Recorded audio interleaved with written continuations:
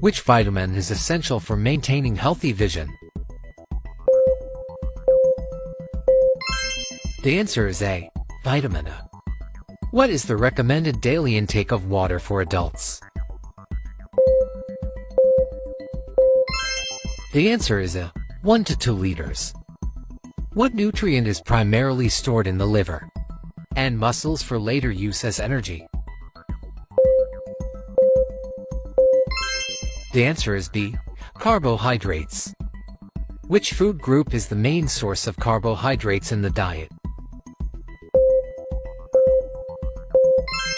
The answer is C. Grains and cereals.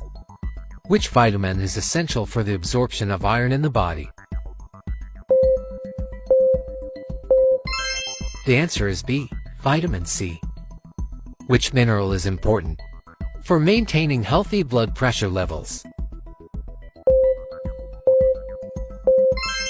The answer is B. Potassium.